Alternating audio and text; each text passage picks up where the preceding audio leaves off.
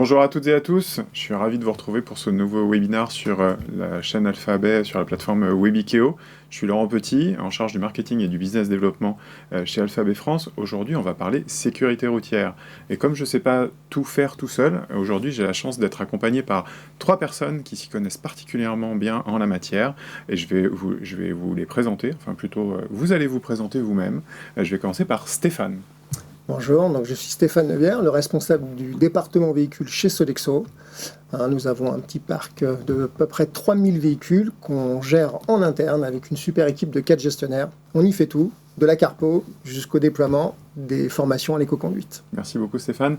Également aujourd'hui avec nous, David. Bonjour, David Raffin. Donc moi je suis le directeur général d'Actua Formation, qui est le leader français de la formation à l'éco-conduite et en risque routier. Et on forme chaque année environ entre 50 et 65 000 collaborateurs d'entreprise à l'éco-conduite et à la sécurité routière. Merci beaucoup David. Et enfin celui qu'on ne présente plus, Raphaël. Raphaël Almerge, toujours dans ton équipe, Laurent, toujours en charge de la formation commerciale. 3 petits points quand même. Raphaël sans E. Parce qu'on a une Raphaël maintenant dans notre équipe. Parfois on m'appelle et on appelle Raphaël et c'est pas toujours moi. À noter que je porte régulièrement un gilet. Là il fait un peu plus chaud et donc je porte plus mon gilet et je parlerai moins aujourd'hui. J'en profite un peu parce que je parlerai moins. Je vais laisser la place aux experts aujourd'hui. Il fait un peu plus chaud mais t'as pas besoin de déo. Je vais demander à Stéphane ce qu'il en pense. Tout va bien. Oui. Merci à vous 3 de vous être joints à nous pour parler de sécurité routière aujourd'hui. Un sujet dont on ne parle pas assez au quotidien, mais aujourd'hui on a la chance d'avoir 3 experts autour de la table et je vais demander à Stéphane de rentrer un tout petit peu plus dans le détail de ce qu'il fait au quotidien. C'est quoi le parc de Sodexo aujourd'hui ? Eh bien, on le voit, en fait, on a un parc qui est dimensionné pour notre activité en France. On opère dans 4500 sites clients. C'est à peu près 2,5 millions de consommateurs et d'utilisateurs au quotidien. Donc, ça demande un petit peu de logistique. Alors, on a des véhicules statutaires, mais nos cadres ont besoin de mobilité, donc avec des véhicules de fonction pour aller rejoindre leurs équipes auprès de leurs clients. Toutes les équipes métiers qui sont en itinérance et tournantes, voilà, on a des véhicules de service, des véhicules utilitaires, petits utilitaires, et évidemment pour les repas livrés, nous avons des camions frigo. Merci beaucoup Stéphane. Vous vous doutez que la sécurité routière pour Stéphane, c'est un peu son casse-tête au quotidien. Comment accompagner les collaborateurs de Sodexo dans cette dimension particulièrement importante. Et on verra avec quelques chiffres tout à l'heure pourquoi est-ce que c'est important de gérer la sécurité des collaborateurs au quotidien dans votre entreprise. D'ores et déjà, je peux vous dire que vous avez à votre disposition un chat sur la droite de votre écran dans lequel vous pouvez adresser l'ensemble de vos questions. On y passera environ un quart d'heure à la fin de ce webinaire. On va rester ensemble pendant une grosse heure. N'hésitez pas également à télécharger les documents qui seront à votre disposition dans la salle et par ailleurs sur notre site internet. Un webinaire, ça se développe en 4 grandes parties. J'aime bien le rappeler parce qu'au moins ça fixe un peu le sujet. On va commencer par parler du contexte et des enjeux avec des chiffres clés qui vont vous permettre de repositionner l'importance de la gestion du risque routier dans votre entreprise et auprès de vos collaborateurs. On évoquera dans le même temps les 4 grands enjeux auxquels vous allez être confrontés ou auxquels vous êtes d'ores et déjà confrontés.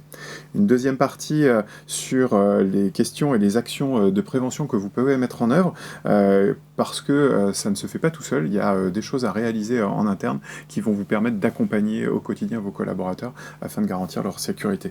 Des conseils, des bonnes pratiques, je pense que ce soit David et Stéphane, vous êtes bien au fait de ce genre de sujet et vous allez pouvoir nous en dire plus. Et enfin, dernière partie, bien évidemment, vos questions-réponses, raison pour laquelle je vous invite vraiment à poser vos questions dès maintenant. Encore une fois, si nous n'avons pas le temps de répondre à l'ensemble de vos interrogations, nous reviendrons directement vers vous, soit par email, soit par téléphone, si vous avez la gentillesse de nous laisser vos coordonnées. Néanmoins, je vais quand même commencer par une petite introduction sur qui est Alphabet, qui nous sommes. Nous sommes un spécialiste de la mobilité depuis plus de 26 ans, implanté dans 36 pays. On accompagne au quotidien 103 000 conducteurs de nos clients qui ont à leur disposition des véhicules et qui bénéficient des services d'Alphabet au quotidien. Dans le monde, on est en contact avec 30 000 personnes qui sont nos clients, enfin plus de 30 000 personnes, mais en tout cas 30 000 clients, des PDG, des directeurs financiers, des gestionnaires de parcs, des responsables de ressources humaines. C'est notre écosystème aujourd'hui, c'est avec eux qu'on discute de tous les sujets qu'on aborde à l'occasion de nos webinars, et j'espère qu'ils vous intéressent. N'hésitez pas d'ailleurs à nous dire si vous avez des sujets de prédilection que vous voudriez voir abordés à l'occasion d'un prochain webinar, qui prendra place non pas avant les vacances, mais après les vacances, en septembre ou en octobre. La date vous parviendra en temps et en heure. On commence tout de suite par le contexte et les enjeux sur la sécurité routière. Il faut savoir que la première cause de mortalité au travail, c'est les accidents de la route. Peut-être vous n'en aviez pas conscience, mais aujourd'hui, un accident de la route dans le cadre du travail, c'est un trajet domicile-travail et aussi les accidents dans le cadre des missions qu'effectuent vos collaborateurs. Important de l'avoir en tête parce que vous êtes responsable en tant qu'entreprise de ces accidents, et on le verra un petit peu plus tard dans la présentation et dans les échanges que nous allons avoir. Ça a de réels impacts pour vous si vous êtes dirigeant, gérant de l'entreprise que vous gérez au quotidien. Un petit peu de contexte et un petit peu d'évolution. On est revenu dans les années 70, on a pris comme point de départ 1972 avec plus de 18 000 tués sur la route, ce qui était considérable, pour arriver aujourd'hui à 3100 tués sur la route. C'est une baisse de la mortalité de l'ordre de 82%, mais ça reste toujours trop au quotidien, et plus particulièrement dans l'environnement de l'entreprise, parce qu'un accident ou un décès dans le cadre de la vie professionnelle, ça ne se gère pas pareil que dans la vie personnelle, et ça a des impacts, et vous le verrez, qui ne sont non négligeables. Donc une baisse, elle est due à plein de choses. La prise de conscience des pouvoirs publics sur des règles à mettre en œuvre qui sont là pour le bien vivre ensemble sur la route, et aussi d'énormes progrès en matière de sécurité opérés par les constructeurs. La toute première, c'était peut-être la ceinture de sécurité. On a eu l'ABS, on a les airbags, on a plein de choses comme ça qui sont mises en œuvre, et on parlera tout à l'heure des ADAS, un acronyme que vous n'avez peut-être pas forcément en tête, mais on reviendra sur ce que c'est. 33% des causes de décès au travail sont liées au risque routier, effectivement. Et là, je pense que je peux passer la parole à David pour que tu nous en dises plus et que tu puisses en prendre en charge ces chiffres. Alors, comme tu l'as très bien dit tout à l'heure, la plus grande cause de mortalité au travail, c'est l'accident de la route. Pourquoi ? Parce qu'on prend en compte l'accident de trajet, l'accident de mission, sur le quotidien, et on se rend compte que un tiers des décès ont lieu sur la route, et sur ce tiers, 79% des accidents ont lieu sur le trajet domicile-travail. Alors pourquoi ? Parce que c'est le trajet qu'on connaît le mieux, et c'est le trajet où malheureusement on est le moins concentré, parce que du coup on a toujours ce paradigme entre perception du danger et prise de risque. Globalement, les accidents mortels n'ont pas lieu sur les routes montagneuses dangereuses, parce qu'on fait hyper attention à ce que l'on fait. Cependant, sur le trajet domicile-travail que l'on fait tous les jours, globalement, on prend un risque supplémentaire, on a une baisse de la tension, et c'est là où peut avoir lieu un accident, et surtout un accident mortel. Ouais. Effectivement, trajet domicile-travail, celui qu'on connaît le plus, celui pendant lequel on est le plus tenté peut-être de regarder sur son téléphone, chose qu'il ne faut absolument pas faire. Exactement. Il y a des gens qui ont modélisé ce risque d'accident. Il y en a deux que j'ai particulièrement en tête. Quels sont-ils, David ? Alors, la première modélisation, c'est donc ce qu'on appelle la pyramide d'Heinrich, d'accord, qui a référencé un petit peu l'exposition à un risque, et qui a été repris dans les années 70-80 par une autre personne qui s'appelle Bird, d'accord, donc qui a fait la pyramide de Bird, et qui lui, en gros, référence dans cette pyramide, donc on le voit à l'écran, en bas, en couleur bleu myrtille, c'est vraiment la partie plutôt incident sans dommage, et on se rend compte que sur cette pyramide, ce qu'elle veut dire, c'est que tout le monde est exposé à un risque, et que en fonction du nombre de personnes et en fonction du nombre de trajets, on est de plus en plus exposé à un risque grave. Donc forcément, la prise de conscience, elle est importante. La gravité de l'accident dépend aussi de son taux d'exposition. Forcément, quelqu'un qui fait 100 000 km par an est plus exposé que quelqu'un qui en fait 5 000. Ça augmente de manière linéaire d'ailleurs. Ça augmente de manière linéaire. Quelqu'un qui fait 100 000 km par an, alors c'est de plus en plus rare, mais c'est quand même encore actif, faut qu'il redouble d'attention pour le coup. Et cette pyramide montre vraiment que un accident se construit dans le temps. C'est pas la fatalité. et que quand on a eu un accident grave, c'est peut-être qu'on a échappé à 640 incidents en amont qu'on n'a pas vu venir. Donc c'est surtout ça qu'il faut retenir, c'est que quand il nous arrive quelque chose de grave sur la route, c'est qu'on a peut-être échappé 650 fois à quelque chose de quelque chose de grave également. Exactement. Moi, j'ai pour habitude de dire, pour caractériser cette base myrtille, comme tu l'indiquais, ces 600 incidents sans blessure ou dommages apparents, c'est le « oups, j'ai failli taper Ouais. ». Eh ben, c'est ça un incident, en fait. Et plus on en a, et que ce soit lié à la fatigue ou à l'habitude des trajets, plus on a de risque de taper fort et de taper gravement. Et sur le trajet domicile-travail, c'est surtout le « oups, je suis déjà là, mais qu'est-ce qui s'est passé sur la route ?» Ouais, exactement aussi, ouais, tout à fait. C'est arrivé à tout le monde pour le coup, et c'est là où il aurait pu se passer n'importe quoi, il y a zéro vigilance, Exactement. donc un risque d'accident grave. Ouais, tout à fait. Il y a 4 grands enjeux majeurs autour de la sécurité routière. C'est les risques juridiques, les risques économiques, les risques environnementaux et les risques humains. David, les enjeux juridiques aujourd'hui sont importants pour le chef d'entreprise. De quoi parle-t-on exactement? C'est quoi les obligations derrière? Alors aujourd'hui, il y a 2 obligations pour l'entreprise. C'est vraiment une obligation réglementaire. La première est liée à la responsabilité du chef d'entreprise de mettre en sécurité ses collaborateurs dans l'exercice de leurs fonctions. Le risque routier, de par le trajet domicile-travail, fait partie des risques de catégorie 5, qui sont normalement référencés dans le document unique, qui est un document obligatoire d'évaluation des risques, et une action de formation et de prévention est nécessaire sur ces sujets. Donc il y a un premier volet sur cette partie, qui est obligatoire. Alors seulement 50% des chefs d'entreprise en France connaissent cette réglementation. Sur ces 50%, 90% sont des chefs d'entreprise de grandes entreprises. Pourquoi ? Parce qu'ils ont des services RH, des services juridiques, des services assurantiels qui leur permettent de les mettre en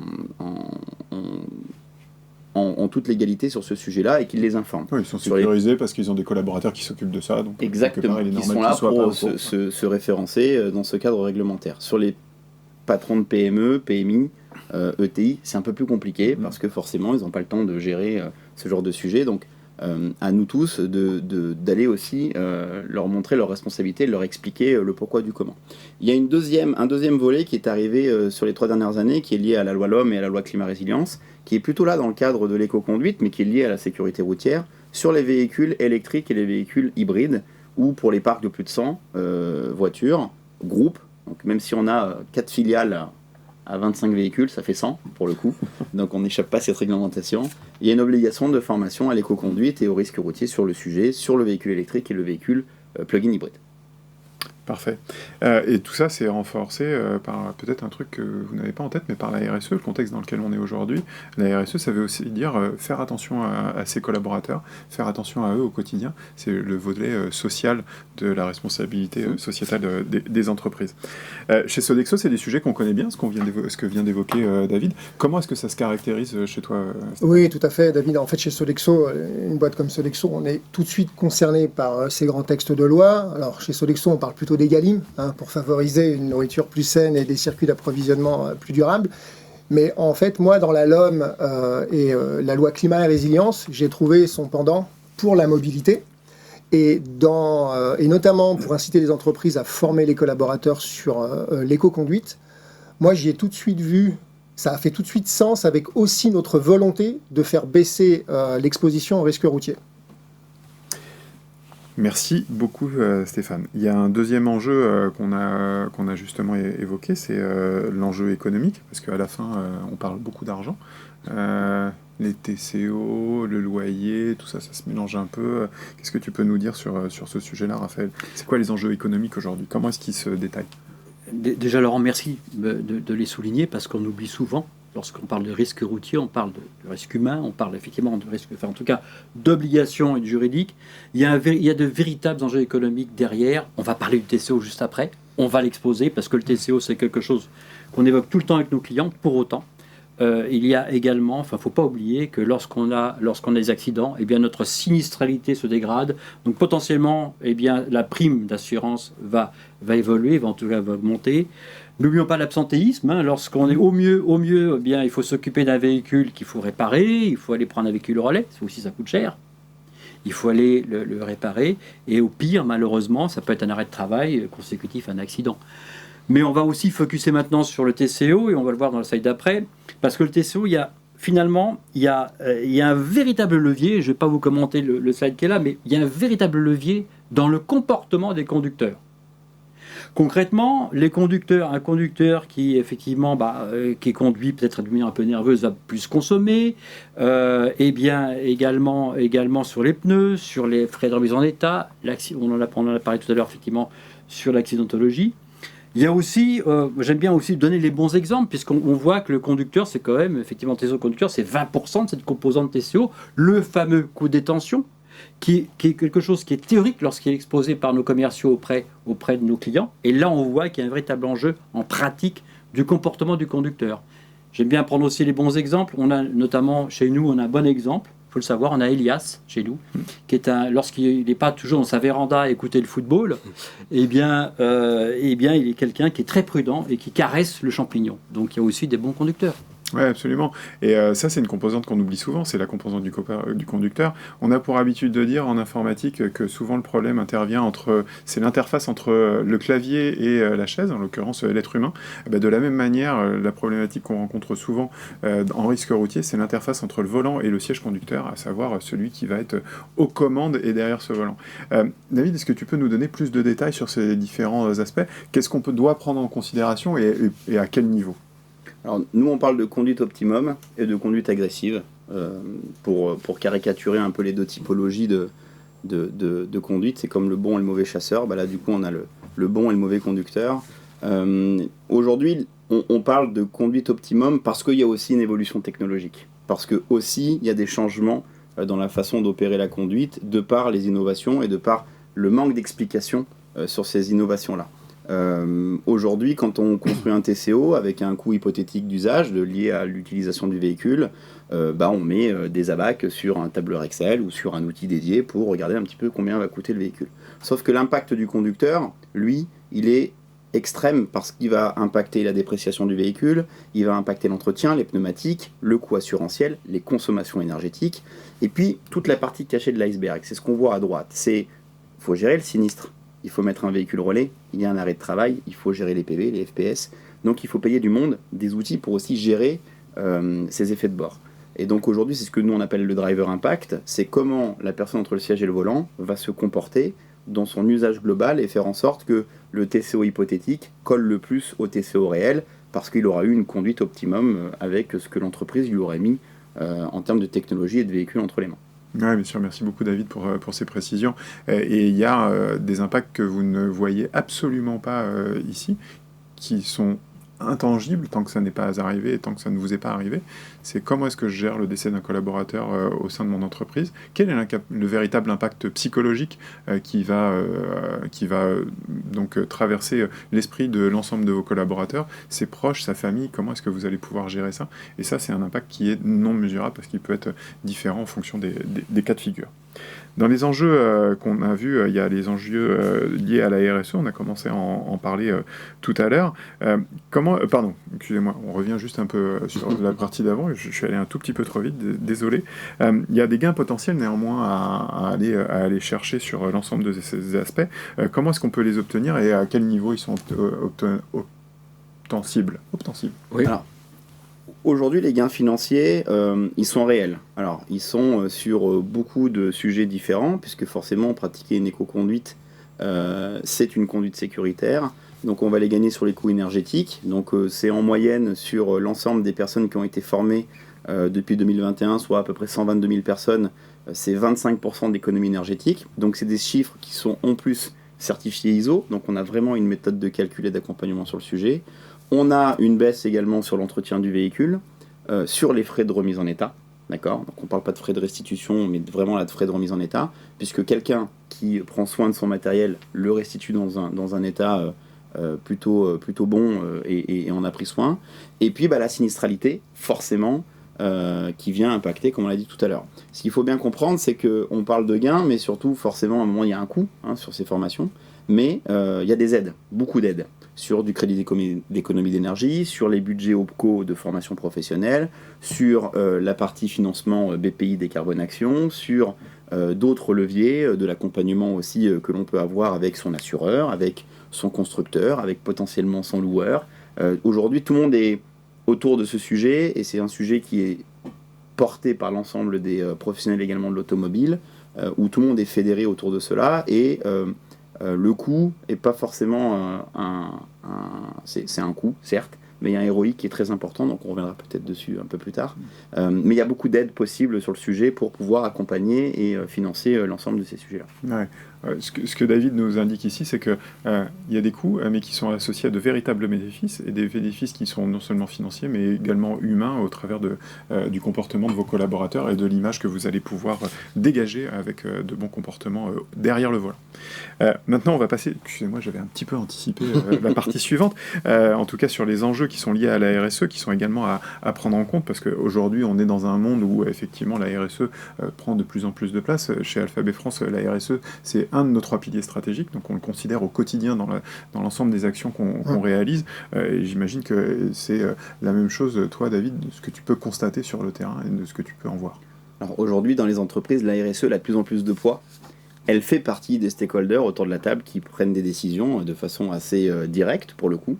Beaucoup d'entreprises françaises mettent des moyens aussi pour aller financer cette partie RSE. Donc à nous aussi de trouver des leviers pour aller adoucir l'entièreté de ce sujet-là. Et aujourd'hui, l'accompagnement des conducteurs, il se fait aussi en amont dans le choix du véhicule, dès le départ. Est-ce que j'ai besoin d'un petit véhicule? Quelle technologie, quel usage? Donc ça fait partie aussi de l'enjeu de l'accompagnement. Et le jour J, c'est de donner l'ensemble des assets pour que la personne consomme, donc émette le moins de CO2 possible, ou consomme le moins d'énergie. Parce que même si un véhicule électrique est à 0 émission de CO2, il y a quand même une infime part de carbone lorsque l'on fabrique de l'énergie électrique. Et puis quand on parle de baisse de l'empreinte carbone, c'est aussi l'usure des pneumatiques, des freins, d'un sinistre, parce que refaire de la carrosserie, ça pollue, forcément, il y a des émissions carbone liées à ça, donc c'est vraiment diminuer son empreinte carbone et diminuer son entretien lié à l'usage du véhicule. Merci beaucoup David pour ces précisions. Chez Sodexo, la RSE, c'est un truc que vous connaissez, Stéphane, je crois. Ah oui, complètement. C'est un peu ton quotidien. Oui, c'est un peu mon quotidien. On a des objectifs, effectivement, mais sur la partie véhicule, c'est vrai qu'on a parlé des lois. Aujourd'hui, le législateur, en plus d'inciter les entreprises à former à l'éco-conduite, il demande aussi aux entreprises de verdir les flottes, d'avoir des véhicules, on va dire, moins émissifs. Et du coup, pour, on va dire, utiliser le potentiel de ces véhicules, il faut être formé à les conduire. Et aujourd'hui, nous, c'est ce qu'on fait. Et on voit que sur les consommables, on mange beaucoup moins de pneus qu'avant. Et là, on observe depuis 2 ans, nos achats de volume de carburant est en train de baisser, en fait.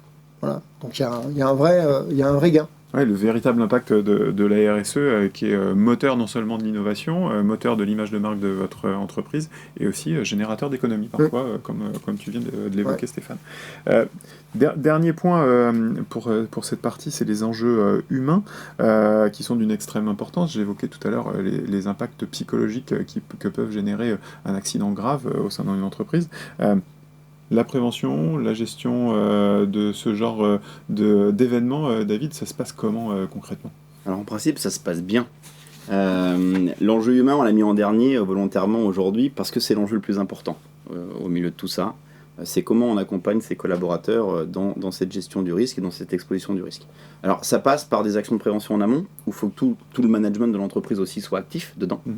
Ça passe par de la gestion post-accident, c'est-à-dire s'il y a un accident, un peu comme on dit, quand on tombe de vélo, il faut remonter dessus et repartir. Là c'est pareil, c'est comment on débrief, qu'est-ce qu'on dit, pourquoi il y a eu un sinistre, comment il s'est construit dans le temps, et quelle est la nature du sinistre. Si on a un collaborateur qui dit j'ai eu un sinistre parce que je me suis endormi au volant, il y a peut-être un sujet à regarder. Donc il faut accompagner cette gestion post-accident et un peu dédramatiser ce qui s'est passé, parce que l'avantage c'est que si on peut le faire, c'est que la personne est toujours là, donc il faut le dédramatiser. Et puis ça passe par de la formation, forcément, comme tout nouvel outil, comme tout nouveau logiciel, comme toute nouvelle technologie, on se doit d'être formé pour comprendre, apprendre et mettre en application au quotidien. Absolument, David. Je vais prendre un exemple qui est pas très loin de l'univers de la prévention routière. En fait, comment est-ce qu'on fait des économies lorsqu'on met un véhicule plug-in hybride à la route? C'est en le branchant. De la même manière que vous avez éduqué vos collaborateurs à brancher leur véhicule plug-in hybride, il faut les éduquer à avoir une meilleure conduite et à avoir ces réflexes dont tu parlais, David. Côté Sodexo, j'aime bien cette phrase que tu évoquais, que tu évoques souvent, Stéphane, c'est « vous êtes des fournisseurs de qualité de vie ». Ça veut dire quoi dans ce contexte-là ? Dans ce contexte-là, si nous sommes des fournisseurs de qualité de vie, c'est évidemment que la sécurité, elle est au cœur de nos offres, elle est au cœur de nos process, que ce soit pour nos collaborateurs ou que ce soit pour nos clients. Et chez Sodexo, on l'a vu là, pour servir nos offres, on dit qu'on a une centaine de métiers. On a nos cadres, on a nos DR, nos directeurs régionaux, on a des chefs tournants, on a des nutritionnistes, on a évidemment des chauffeurs-livreurs, mais on a des techniciens de maintenance. Et tous ces centaines de métiers, il faut savoir que quand on est derrière notre volant, à l'instant T, on fait tous le même métier. C'est celui qui est de conduire le véhicule de l'entreprise. Et chez Sodexo, on dit que c'est dans la charte d'ailleurs des conducteurs, conduire un véhicule de la flotte, c'est un acte professionnel. Donc, il doit être fait en toute sécurité. Merci pour ce témoignage, Stéphane. On a fini sur cette première partie. On a recontextualisé l'environnement sécurité routière et l'environnement lié au risque routier. On a pu voir quels étaient les 4 grands enjeux que nous avions devant nous. Maintenant, on va passer au cœur du sujet. C'est quoi les actions qu'on peut mettre en œuvre? Comment est-ce qu'on va pouvoir accompagner les collaborateurs qui conduisent des véhicules au quotidien, ou pas que au quotidien, mais qui les conduisent parfois. David, par quoi est-ce qu'il faut commencer? C'est quoi une feuille de route basique pour mettre en place des actions de prévention au niveau du risque routier? Alors, déjà, c'est de prendre conscience qu'il faut le faire. Et une fois qu'on en a pris conscience, l'entreprise, en principe, travaille sur 2 sujets en parallèle. D'un côté, son plan de prévention par rapport à une mobilité déjà active et comment on va aller travailler la prévention sur la mobilité déjà décidée dans une car policy ou dans une mobility policy, en faisant un audit, une analyse et puis des plans d'action qu'on doit suivre. Et puis le sujet est cyclique, c'est-à-dire qu'il faut traiter les points un par un. Et en parallèle de ça, on va aller travailler un plan de mobilité également. S'il n'est pas déjà fait, c'est aussi une obligation réglementaire d'avoir pour certaines entreprises françaises d'avoir un PDM en place. Le plan de mobilité, lui, il va venir aussi en parallèle travailler la typologie de mobilité que l'on va mettre en place dans l'entreprise, parce qu'aujourd'hui on parle du risque routier, mais le risque routier, ce n'est pas que la voiture, c'est aussi le partage de la route, c'est aussi les autres éléments de déplacement, que sont la trottinette, le vélo et compagnie. L'entreprise est tout aussi responsable sur ce genre de sujet, et on voit qu'en plus c'est des technologies et des typologies de mobilité qui ont le vent en poupe, et celle-ci, mal utilisée, elle est encore plus dramatique, puisque on n'a pas besoin d'avoir un doctorat pour comprendre qu'une trottinette contre un bus, elle a très peu de chances de gagner pour le coup. Donc l'idée, c'est aussi d'aller travailler via ce plan de mobilité les nouvelles possibilités et accompagner l'entreprise et ses collaborateurs sur le sujet. Ouais, merci beaucoup, David. Raphaël, dans une entreprise, c'est nécessaire de voir ces sujets-là portés par des gens qui sont un peu des sponsors de ces activités-là. C'est quoi ta recommandation, Raphaël? D'abord un constat, en tout cas, ou une alerte, ça paraît simple de le mettre en place, alors c'est pas vrai, il y a une vraie conduite du changement. Et cette conduite du changement, elle passe d'abord par un consensus et mettre les gens autour de la table pour évoquer le sujet. Donc il faut vraiment impliquer les différentes ressources de l'entreprise pour évoquer ce sujet. Ensuite, oui, on peut imaginer que les conducteurs sont les premières personnes à former, certes, mais c'est une prise de conscience collective dans laquelle on doit associer l'ensemble des collaborateurs. Donc c'est important, c'est pas uniquement, tu l'as dit tout à l'heure, les mobilités, elles sont multiples. Donc c'est vraiment une prise de conscience collective. Et enfin, c'est vrai qu'on a des outils maintenant qui sont des outils digitaux, qui permettent également d'aller aussi plus vite pour pouvoir impliquer et donc délivrer la bonne parole. Comment est-ce que ça se met en œuvre chez toi, Stéphane, ce que vient de dire Raphaël? Ouais, alors chez Sodexo, il y a une pyramide aussi, mais là c'est dans le bon sens. En fait, chaque manager est responsable de la sécurité de ses équipes. D'accord ? Ça fait partie de leur prérogative, d'accord, de cultiver notre culture zéro accident. Alors déjà en faisant appliquer les règles, mais aussi en communiquant, en montrant l'exemple, en accompagnant quand il y a des écarts. Et nous, au département véhicule, on est là pour accompagner les managers, pour mettre tout un tas de dispositifs en place, des dispositifs qu'on va prendre en charge qu'on va prendre en charge dès le début, parce que c'est un prérequis.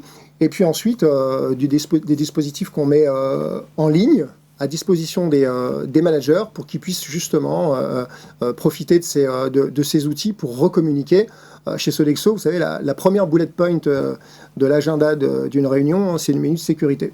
Voilà. Donc là, ils vont puiser, on peut parler des distracteurs au volant, de la fatigue.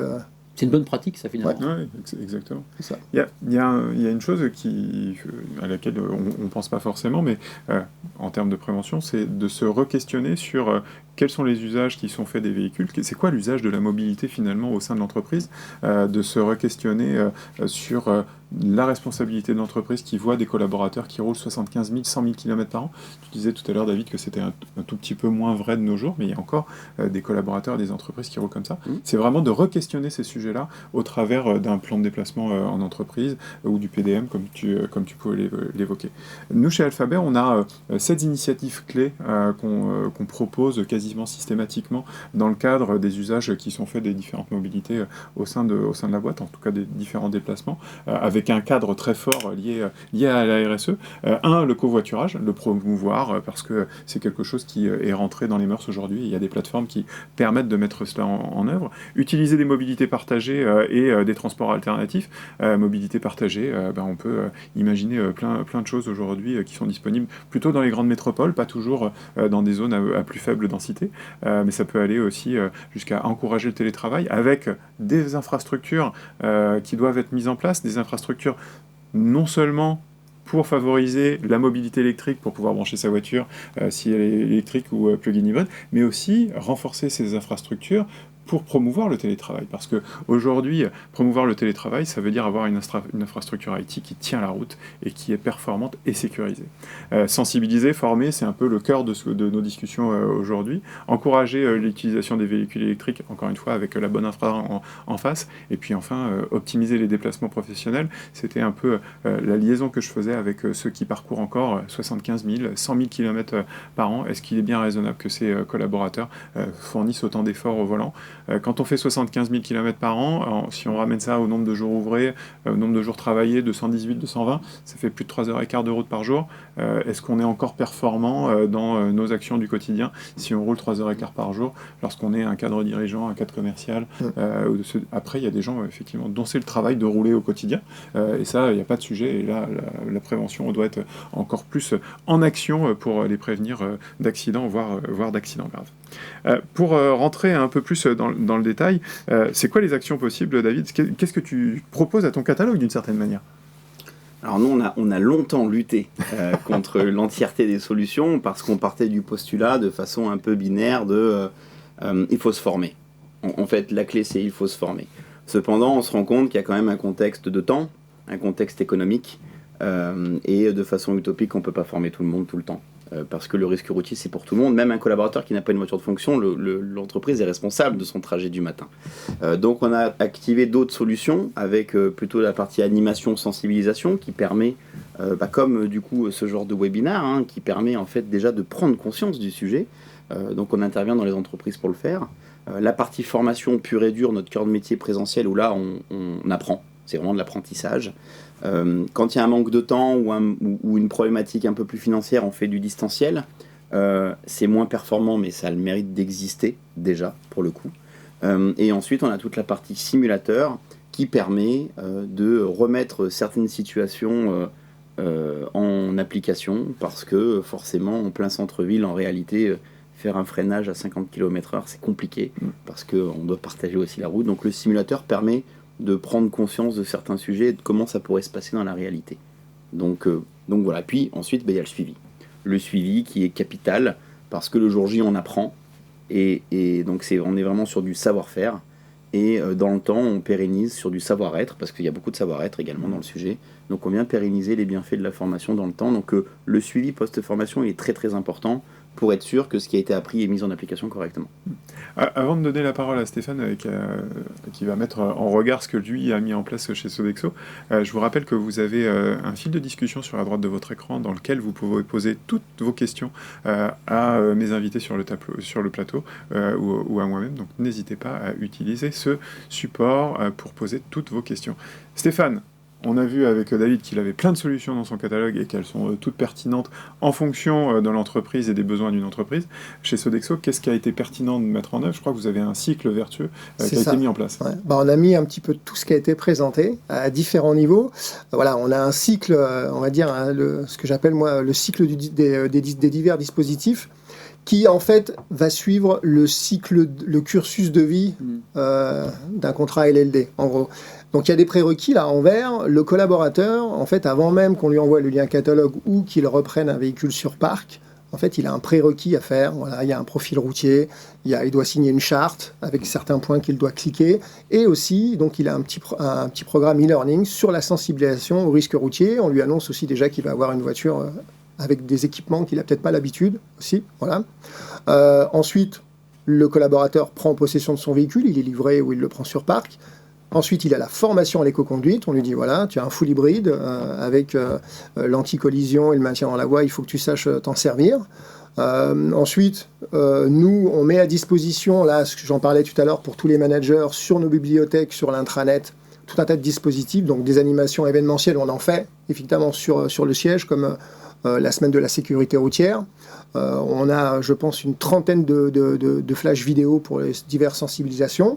Et on fait aussi, tout au long de l'année, on a à peu près, je crois, une vingtaine de webinaires auxquels on convie que 10 collaborateurs et on parle de la sécurité routière. Il y a de l'échange. Par exemple, dans ces webinaires, à la question « Que faites-vous pour garder les bonnes distances de sécurité ?» Aujourd'hui, on a encore 70% de nos collaborateurs qui disent « faut respecter les deux bandes blanches ». Voilà, donc les deux bandes blanches, ça marche sur l'autoroute à 130 peut-être, mais il n'y a que là que ça marchera en fait. Hein. Voilà.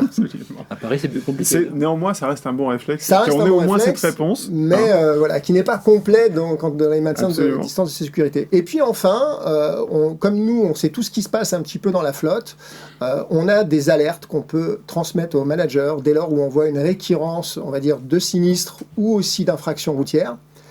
Alors nous, notre clé d'entrée, c'est la mise en danger du collaborateur. Alors il y a un risque financier pour l'entreprise, on en a parlé aussi. Hein. Il y a potentiellement un risque aussi pour les autres usagers de la route. Et là, du coup, voilà, on fait un petit rapport, une petite alerte au manager et on lui demande de se rapporter à tout ce dispositif qu'on a en ligne pour refaire un point de sensibilisation avec son collaborateur et lui demander qu'est-ce qui se passe. Ouais. Je vous invite vraiment à partager cette présentation. Pour ce faire, vous pouvez la télécharger dans le fil de discussion. C'est vraiment à votre disposition. Ce petit schéma, il nous a demandé un petit peu de temps à réaliser avec Stéphane, mais on a essayé de le rendre le plus simple et le plus compréhensible, et j'espère qu'il pourra vous accompagner au quotidien. Donc n'hésitez pas à télécharger cette présentation. Par ailleurs, je voulais vous prévenir, on a édité un guide sur le risque routier qui est téléchargeable sur notre site internet alphabet.com/fr. N'hésitez pas à aller le retrouver. Il y a plein de petits tips et astuces à l'intérieur qui vont vous permettre de mieux gérer le risque routier. Tout à l'heure, David, tu parlais d'accompagnement, de pilotage, de débriefing. Est-ce que c'est des choses qui sont mises en place dans toutes les entreprises? Est-ce que c'est des choses que tu constates toi au quotidien? Alors c'est de plus en plus mis en place. C'est pas encore dans toutes les entreprises. Déjà, la première chose que les entreprises mettent en place, c'est l'action de formation. Un peu de digital learning et de la formation, ça arrive de plus en plus. Alors, ça arrive pas que parce que l'entreprise en a pris conscience. Ça arrive aussi parce que les professionnels de l'automobile, dont Alphabet fait partie, accompagnent les entreprises sur le sujet et le fait plutôt bien, voire très bien, sur ce rôle de conseil. Voilà. Parce qu'un constructeur automobile, un loueur LLD, un concessionnaire de voitures, a un peu aussi grandi et changé un peu sa façon de voir les choses et prend un rôle plus de conseil que simplement de vente. Donc forcément, les entreprises ont pris aussi conscience de ça, et puis on s'appuie aussi sur des personnes comme Stéphane, qui met des choses extrêmement bonnes en place, qui en parlent super bien, et qui est du coup un ambassadeur pour nos métiers, parce que on navigue à peu près dans les mêmes clubs et les mêmes endroits, et c'est vrai que beaucoup de personnes vont voir Stéphane et Sodexo pour s'inspirer de ce qui se passe, parce qu'ils font ça merveilleusement bien, et c'est vrai que les entreprises mettent ça du coup en avant, parce que on regarde toujours un peu ce qui se passe chez le voisin avant de le mettre en place chez soi, et quand la pelouse du voisin est très belle, on lui demande quel engrais il a mis, et en principe on essaie de copier un peu. Donc c'est un peu ce qui se passe quand même dans ce sujet-là, pour le coup. Merci beaucoup, David. Donc, n'hésitez pas à prendre exemple sur ce qui est mis en place par Stéphane et ses équipes chez Sodexo. Et puis, David est là pour vous accompagner sur ces différents sujets de mise en œuvre en fonction des besoins et des usages que vous pouvez avoir en matière de mobilité au sein de votre entreprise. Donc oui, vraiment téléchargez ce petit guide. Vous allez voir, il est hyper complet et on a essayé vraiment de faire un résumé, de le rendre le plus simple à comprendre avec des petits tips à droite, à gauche.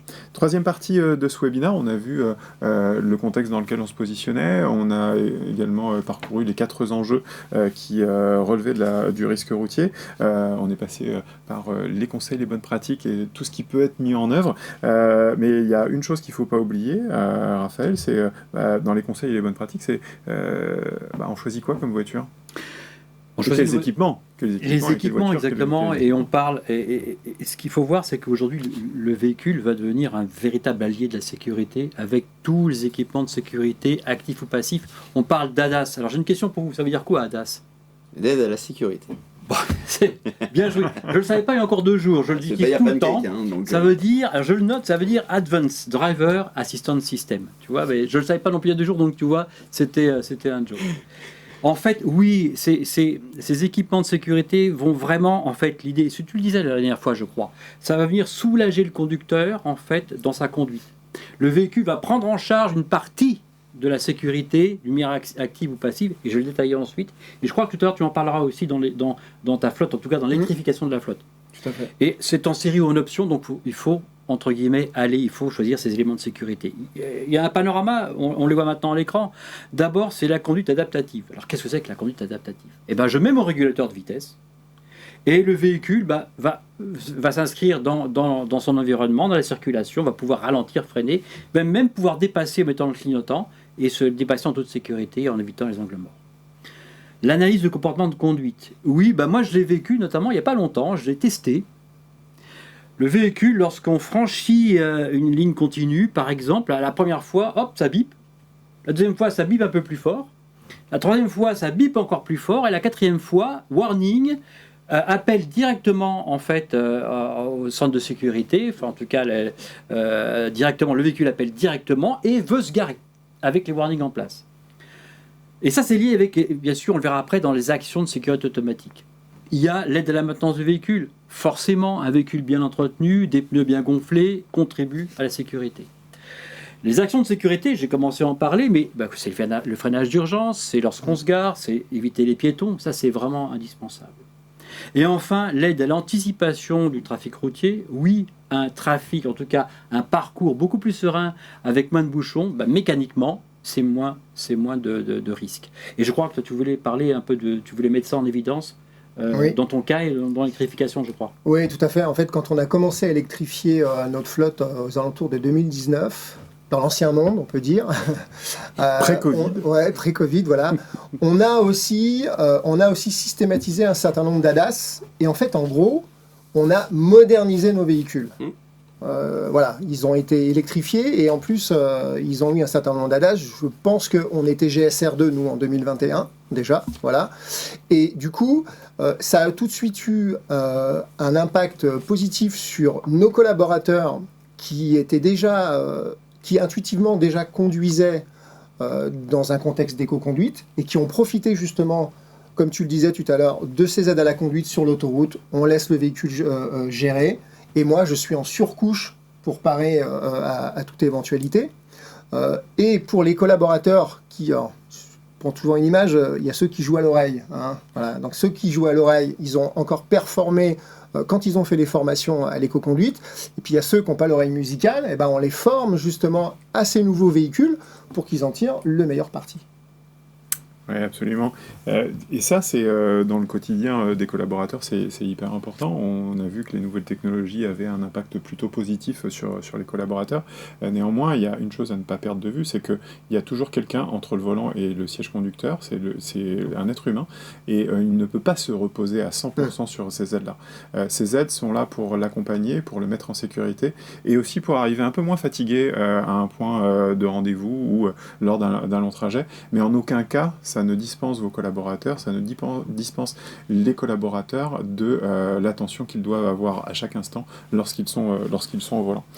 Bien conduire un véhicule qu'il soit thermique ou électrique, ça s'apprend, mais on va se focuser un petit peu plus sur le véhicule électrique parce que il est dans le contexte dans lequel nous sommes celui qui offre la mobilité la plus durable lorsqu'on parle de mobilité individuelle. David, qu'est-ce qu'on doit développer, qu'est-ce qu'on doit mettre en avant pour conduire correctement ces véhicules? Alors le véhicule électrique, c'est le véhicule à date qui est génial. Il est plein de technologies, il a des ADAS de partout. Cependant, il ne se conduit pas du tout de la même manière qu'un véhicule thermique. Parce que, comme tu l'as très bien dit, un ADAS, ça se gère aussi. C'est-à-dire qu'une conduite adaptative, c'est pas une conduite autonome. C'est-à-dire qu'on ne met pas le régulateur adaptatif pour prendre le café ou envoyer un mail. Ça n'empêche pas d'être hyper vigilant sur la route. Donc, déjà, le véhicule électrique bénéficie 99% du temps de beaucoup d'aides parce que du coup, il est blindé d'électronique. Et ensuite, un véhicule électrique, lui, se conduit différemment. Pourquoi ? Parce que ça accélère plus fort. C'est binaire, la puissance d'un véhicule électrique. Le couple immédiat. Le couple, il est immédiat. Et donc, on se rend compte qu'en termes de sinistres, ça tape un peu plus fort, forcément. Là où on avait des sinistres à 30 km/h, ils sont plutôt aux alentours de 50 km/h. Et sur un piéton, une trottinette, même contre un mur, un arbre, peu importe, le platane est toujours plus fort aussi que la voiture, et 20 km/h, ça change beaucoup de choses. Et ça freine, quand on n'a pas l'expertise de véhicule électrique, un peu moins bien. Pourquoi ? Parce que c'est plus lourd et qu'il n'y a pas de frein moteur. Beaucoup de personnes prennent leur voiture électrique et puis ils ne comprennent pas ce que ça veut dire le mode B ou le mode S. Ça, il faut l'expliquer. Le mode B ou le mode S, c'est pas sport. Non, toujours pas. C'est toujours pas ça. Donc, c'est pas sport. Donc, c'est plutôt un mode qui va venir créer de façon électronique un frein moteur. Le frein moteur qui, lui, est nécessaire très souvent quand on doit freiner. Ça permet d'avoir, pendant ce temps de réaction et cette distance de freinage, le véhicule qui va ralentir naturellement aussi de façon plus efficiente. Donc ça s'apprend, la conduite d'un véhicule électrique, ça se comprend surtout, et globalement, à partir du moment où il y a une prise de conscience et que la personne est derrière le volant et comprend tout ça, ça se passe plutôt très bien derrière. Ouais, merci beaucoup. Le véhicule électrique au quotidien, c'est une conduite différente, mais c'est aussi redécouvrir des choses, Stéphane. Ah ouais, T'en as un, ça fait un an et demi que je roule à l'électrique et effectivement, on a un véhicule, on a une conduite plus fluide, ça vibre pas, c'est presque silencieux. Il y a des ADAS, comme tu le disais. En fait, aujourd'hui, avec un véhicule électrique, on arrive beaucoup moins fatigué sur un long trajet. Mais quand je vais à Lyon, j'arrive beaucoup moins fatigué parce que déjà, le véhicule m'aide à la conduite. Mais aussi, je vais devoir faire une pause, comme l'impose la sécurité routière. Je vais faire une pause, une petite charge, j'en profite pour mon petit péché mignon, je vais me chercher un petit pancake au chocolat. Voilà, je reviens, le temps de faire la queue, mon véhicule est chargé, je repars, voilà, j'ai pu passer mes coups de fil, j'ai pu faire un petit peu d'étirement. Et concrètement, je prends un cliché, mais les anciens, quand on allait les voir à 500 km, ça va, la route, t'es pas trop fatigué.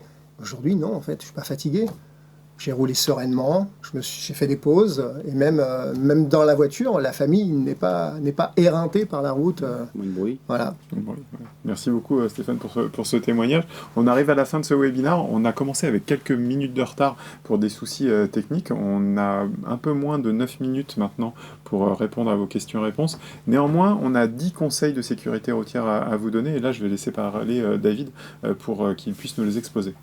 Alors il y a 10 conseils majeurs, il y en a bien d'autres pour le coup. Ils sont tous liés à une seule chose, c'est la prise de posture et l'attitude. D'accord ?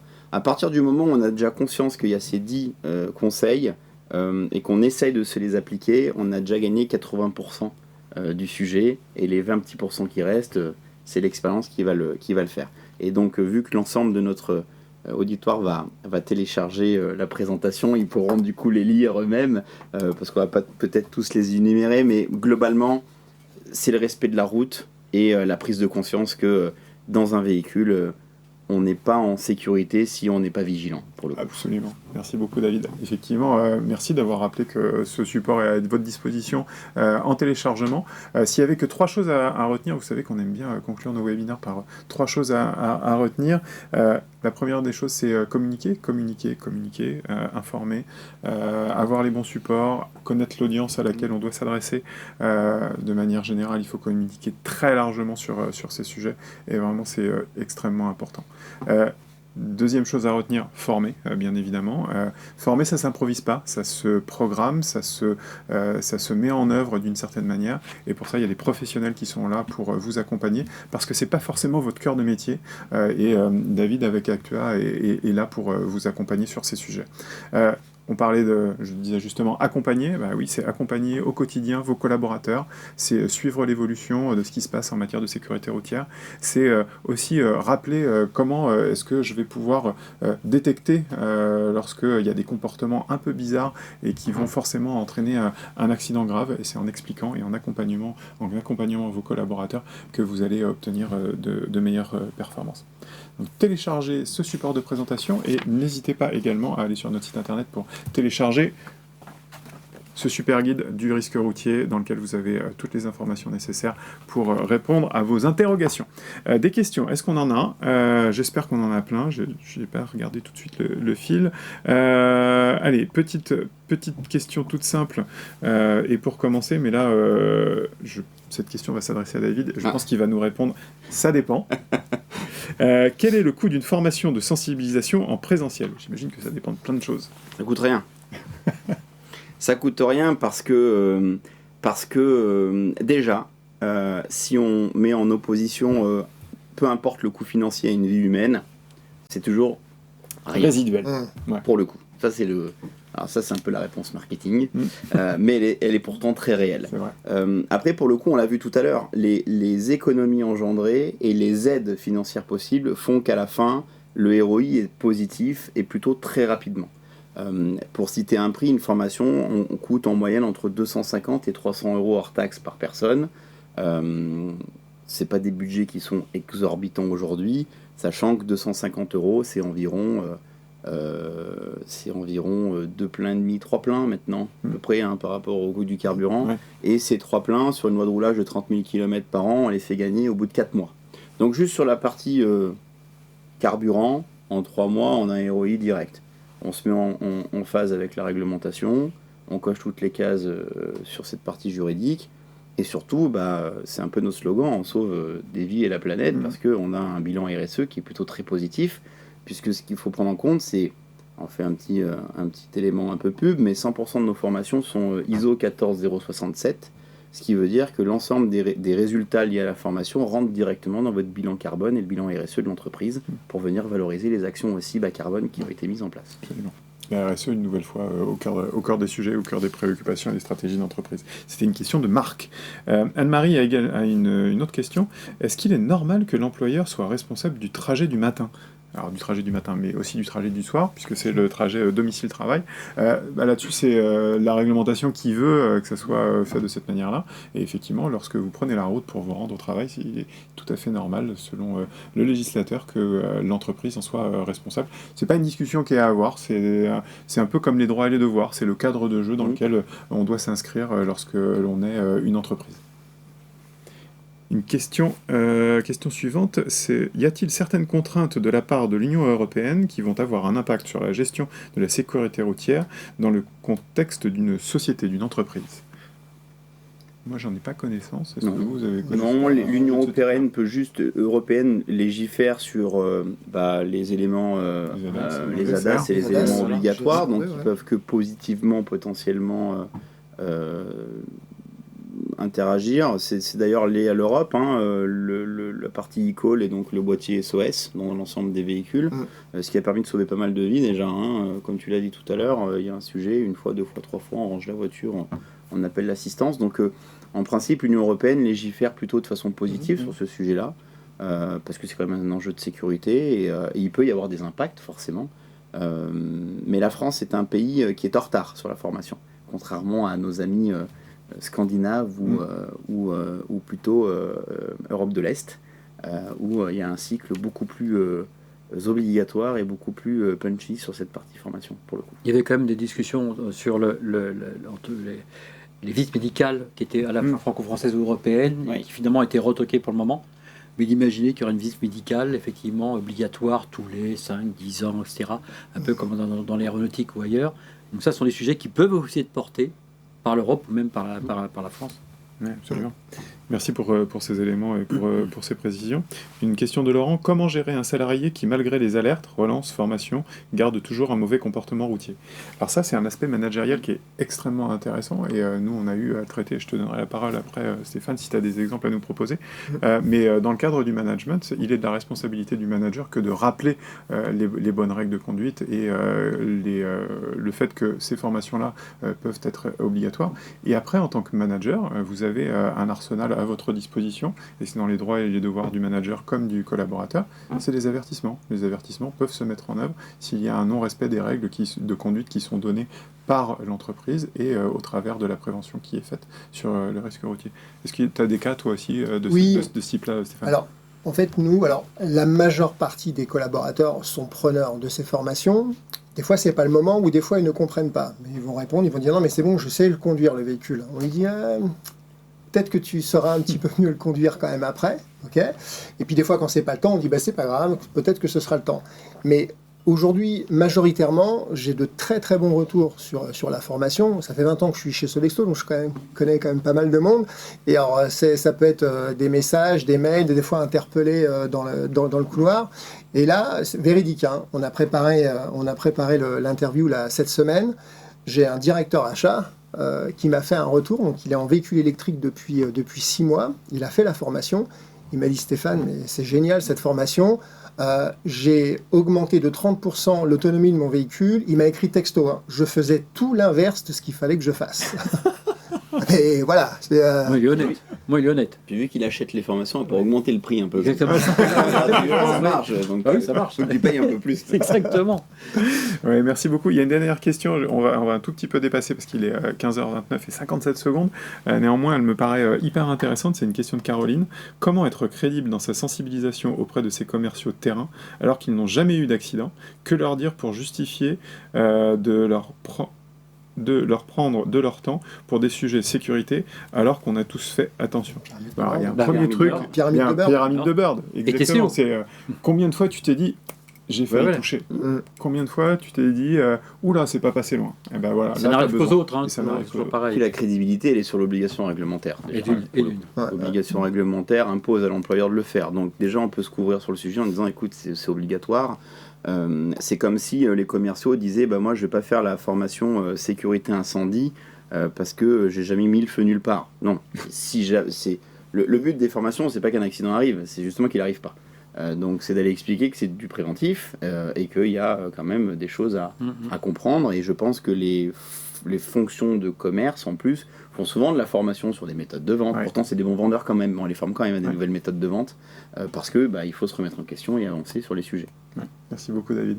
On va conclure ici notre webinaire sur le risque routier. Je vous remercie de nous avoir suivis. J'avais la chance aujourd'hui d'être accompagné par Stéphane, Raphaël et David. J'espère que vous avez passé un bon moment sur ce plateau. N'hésitez pas à télécharger la présentation ainsi que le guide sur la sécurité routière à votre disposition. Vous pouvez revoir à loisir ou inviter des collègues à revoir ce webinaire sur la plateforme Webikeo et plus particulièrement sur la chaîne d'Alphabet France. N'hésitez pas à nous faire part de vos commentaires, notez ce webinaire et proposez-nous d'autres sujets que vous voudriez voir traités à l'occasion de ces webinaires. Messieurs, je vous souhaite une excellente fin de journée. Merci. Je vous laisse reprendre une activité normale et à très bientôt. Et prudente. Au revoir. Et prudente.